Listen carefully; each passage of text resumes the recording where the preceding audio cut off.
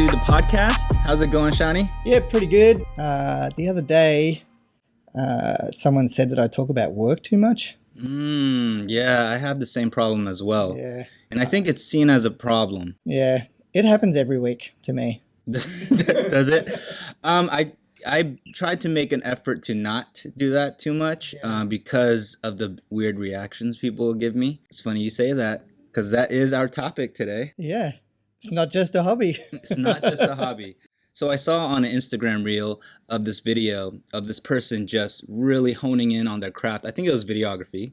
I don't have any hobbies, actually. This isn't a hobby. This consumes my entire life. A hobby is something you do on the side. This is not a side project. But it was just kind of trying to communicate that this work that this person was doing and trying to perfect was actually something that they're passionate about and they enjoy. And it is work technically, but it doesn't feel like work. I love there's a funny part in the end of that reel where it says, I think of eating as a hobby as opposed to the task at hand. But I think David and I both are blessed and cursed at the same time that teaching is our hobby. And I think finding each other this year has been amazing because it's been great to have a thought partner to actually talk about these things and also probably give our spouses a break regarding like our conversations at home. But we were going to talk today about some different ways that having teaching as a hobby can be positive for you in your life and also positive for like the students that you work with and how you can make it maybe not take over your life, but certainly like improve maybe your quality of life while you're at school. So we're going to talk firstly about this concept called Ikigai. So this concept was popularized by a book written by Hector Garcia. And the idea behind this is that when you look at the things that you do, there are things that pop out that are things that you love, the things that you enjoy doing, the things you're good at, there are things you're going to be paid for, and then there are also things that the world needs. And if you can bring those things together in a magical little Venn diagram and where they overlap in the middle, if you can hit that sweet point where all those things converge, that's called Ikigai. And so the idea of Ikigai is that it's a passion that gives value and joy to your life. And in the book, they talk about how with a lot of older Japanese people, that they continue either working or pursuing some sort of hobby or passion to a great extent, not like kind of on the side, but really like they're really into it. And it gives them a purpose and a reason to move forward and get involved in the community. And over the years, like that's one thing that has really given me joy and purpose is thinking about education, thinking about how we can make it better for students and looking for ways that I can maybe create more engagement with kids or just look at things in a different way. And even just reading different topics around education to see how I might improve my practice or help other people improve their practice as well. Yeah. And also this whole concept really validated the stuff that I was doing. I do feel like in my late 20s and my early 30s, when I was trying to create this project-based STEM design thinking program for all elementary school students, at the time, I did feel like I was hustling and grinding it out. But the whole time it felt like fun. It felt like it was just a joy to do that. And I do remember specific comments people made somewhat in a critical tone saying like, why do I work so hard? And I actually did feel guilty at the time. I feel because it's like out of the norm or... Yeah, it's out of the norm. And I think a majority of people don't see work in that light because of this concept. I feel great. And meeting someone who does the same exact thing is great too. And I do think maybe building onto that, there's this notion, particularly on Instagram lifestyles and things like that, that if you can find your passion and work with that, you'll never work another day in your life. And also the contrary points of view to that I feel with teaching, it being a hobby, is not so much that I'll never work a day in my life. I think it makes me work harder, but that I enjoy that process and the challenge of trying to find like the perfect methodologies and those sort of things, which I know don't exist, but I really am always excited to like look into some other crevice that I might not have looked in before to see if there might be value that I can add to what I'm doing. Yeah, and it's interesting that you say that you work harder. There was a study in Germany of tennis players. They were trying to find out who would be successful. What they found was that Steffi Graf was one of the players, and they found that her skill level was like a 10. Also, her motivation scored as a 10. So no matter how good you are, there's no way can compete against her because not only is she skilled, but she's motivated. She thinks this stuff is just fun. So she'll go out and practice and practice and practice, not seeing as work, but That's her passion, yeah, where exactly. she's at. Yeah. In regards to the mountain that we always talk about, our journey to these really big goals that we feel like might not be possible, if you enjoy the journey, I think that's how you get to those mountains. Because individuals who are just focused on the mountain and just are constantly obsessed with the mountain, but not thinking about the journey, I think that's where people fall off and quit trying to achieve that goal. So you have to kind of enjoy that step-by-step process as well. It really helps when you feel like what you're doing is fun.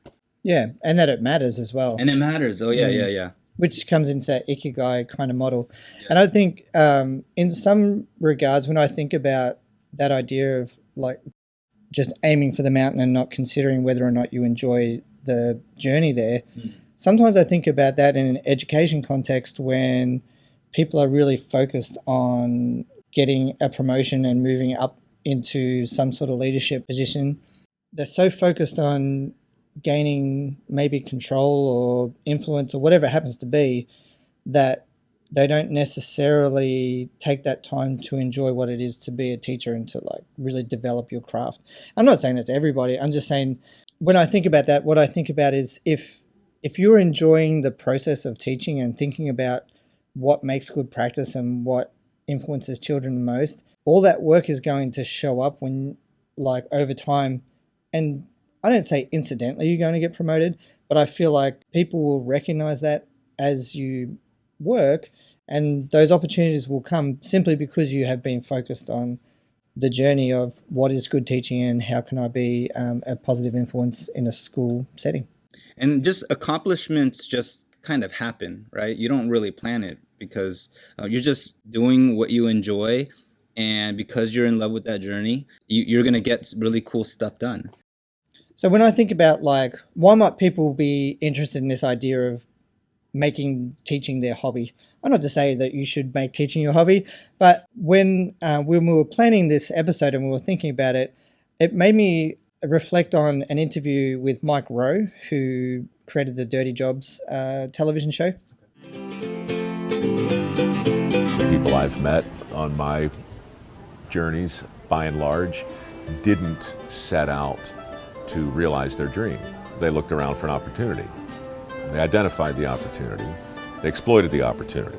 They worked at the opportunity, and then they got good at the opportunity. Then they figured out how to love it. So, one of the things that he mentioned about following your passions being not necessarily the right way to go is that oftentimes those passion positions are like really selective. So like, I want to be an astronaut. Right. Well, how many astronauts are there? They're like maybe 100 at any one time. Yeah. So out of, billions of people, to become one of those 100 is very difficult. And so it's not to say don't try for it if you really want to, but also be realistic about whether or not you can do that. Whereas he said, if you look for opportunities, and he talked about the fact looking for opportunities, working really hard at it, getting good at it. And then when you do that, then you start to love it because you have that fluidity and understanding of the process and how it works. And then the benefits start to come in. When I think about both Mike Rowe and the idea of chasing opportunities and ikigai, I look at the part of ikigai where it says like, what does the world need? And I think about the opportunities in education where even just purely from a perspective of walking into a random middle school and asking kids what they think about school, I don't think it really matters if you're in like a big super private school or you're in like a public school somewhere else. In general, kids get a bit disenfranchised from schools. And I think in that regard, there are opportunities for teachers to look at practices they can use to get kids engaged, but also giving kids back their sense of wonder about, trying to learn things or learning things independently just because it's such an amazing thing to do, which, we probably realize. And I think when I look at Ikigai as well, is like, what do you love? Like, I love to learn new things and to try new things. I think about it in that regard, that like that section of like, what does the world need? I do think in an education setting, there are so many opportunities that people could start to work on that might sort of develop that passion and hobby-like mentality as a teacher.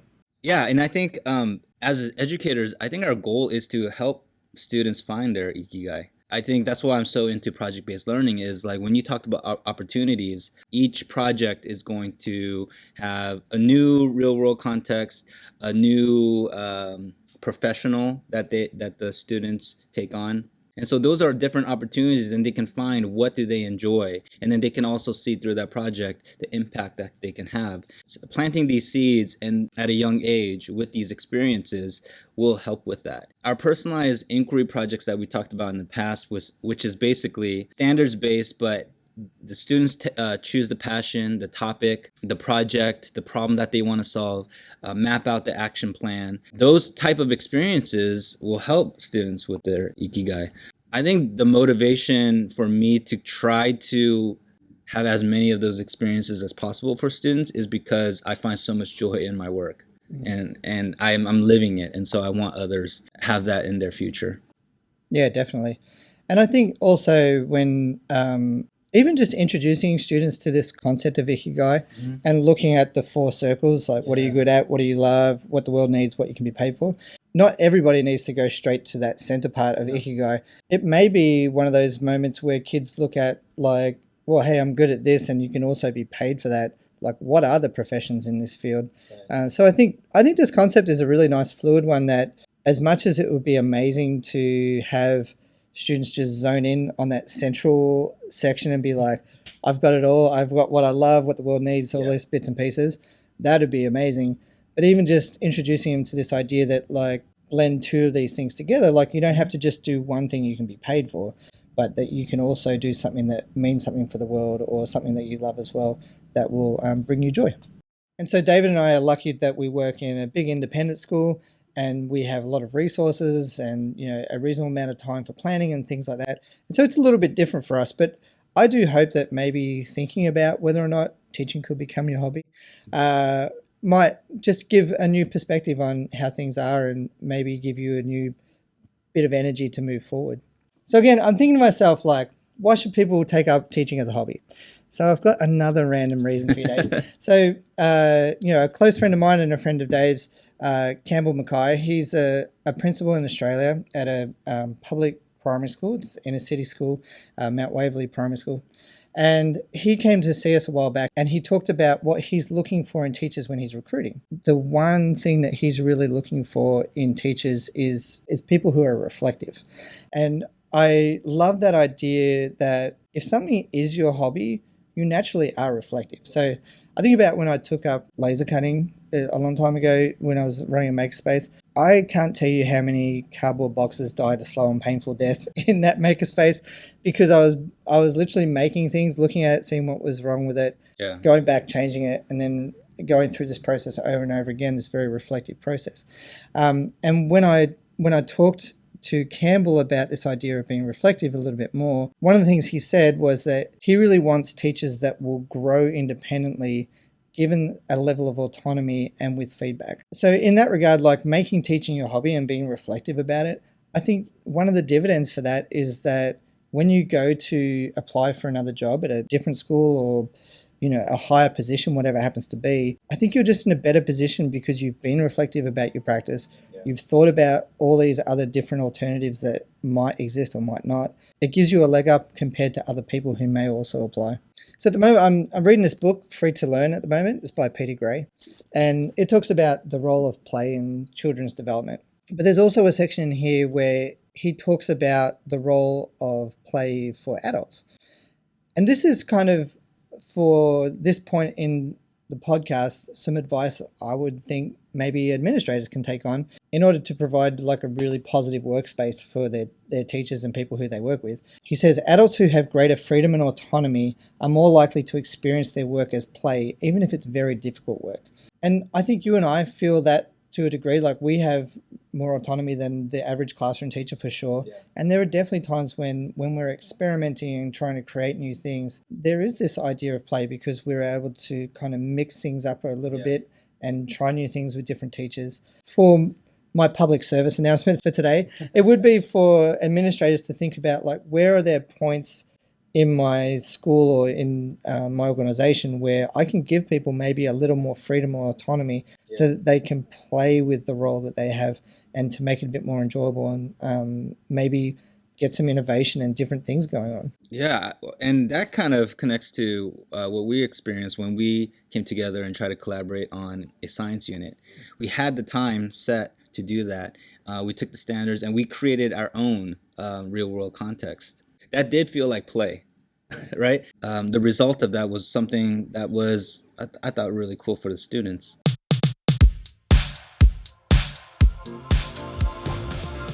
So coming from the idea wall today is a quick short quote. It's not an idea from me, but a quote from Lev Vygotsky, who's the Zone of Proximal Development creator. And he said, or he's famous for one of these quotes, is like, children grow into the intellectual lives around them. I really love that quote because I think it highlights that idea of like being a passionate teacher in yourself and sharing the things that you enjoy with the kids so that they can start to get those passions as well. On the idea card, I added into that, like, children and adults grow into the intellectual lives around them. And I think that's a really important distinction for schools. We see that every day because we get to share ideas across the office every day. But I sometimes worry about classroom teachers who might feel a bit isolated at school. But what I really would love is that everyone at school has the opportunity to mix with other people that have big, bold ideas, small and efficient ideas, and just all different ways of doing things so that they can feel good about the job that they do and hopefully get new ideas to make their classroom a really engaging and exciting place to be. So we both have the problem of, we have the habit of going home and just talking about education constantly to our partners. So I think they'll really appreciate that we're spending the evening over beers talking about education again. Yep, which is good for us, good for them. Everybody's happy. So thank you so much for joining the conversation. So until next time, be the iceberg and climb your mountain.